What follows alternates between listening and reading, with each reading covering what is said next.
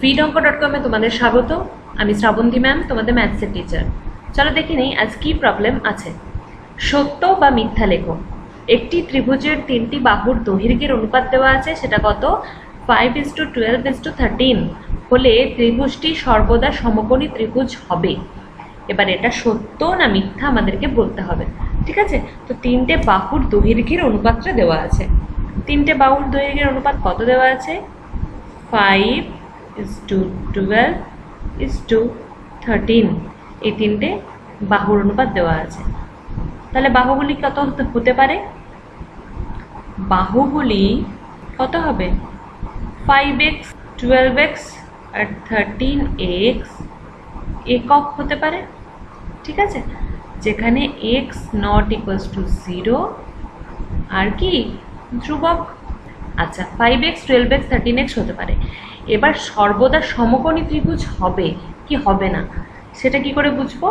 যদি পিথাগোরাসের উপপাদ্য স্যাটিসফাই করে, তার মানে অতিভুজের স্কোয়ার ইকুয়ালস টু লম্ব স্কোয়ার প্লাস ভূমি স্কোয়ার, তাহলে আমরা বলতে পারবো যে এটা সমকোণী ত্রিভুজ হবে, ঠিক আছে?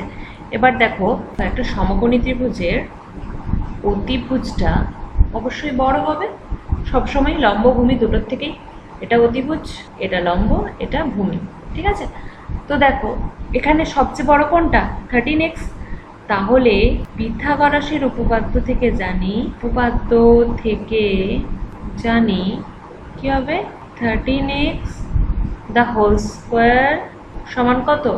169x square. আর এটা কত হবে? লম্ব স্কোয়ার প্লাস ভূমি স্কোয়ার। এটা হচ্ছে কিনা দেখি, 25x স্কোয়ার আর 12 কত? 144x square. মানে কত হচ্ছে? 5 আর 4 9, 6, 1x স্কোয়ার। অতএব ত্রিভুজের স্কোয়ার ইকুয়ালস টু লম্ব স্কোয়ার প্লাস ভূমি স্কোয়ার। এটা হচ্ছে স্যাটিসফাই করছে, তাহলে আমরা বলতে পারবো এটা একটা সমকোণী ত্রিভুজ। এবার দেখো সবসময় কেন হবে? কেননা এক্স একটা ধ্রুবক রাশি, এক্সটা যাই হোক না কেন এটার সাথে এটা তো ইকুয়াল হবে, তাই না? 169x square equals to 169x square, এটার সাথে এটা সবসময় ইকুয়াল হবে। তার জন্য আমরা বলতে পারবো এটা সত্য, ঠিক আছে? তো vidonkoর সাথে যুক্ত থাকার জন্য অনেক ধন্যবাদ। এই ধরনের প্রবলেমের সলিউশন পেতে অবশ্যই আমাদের ওয়েবসাইট ফলো করতে থাকুন।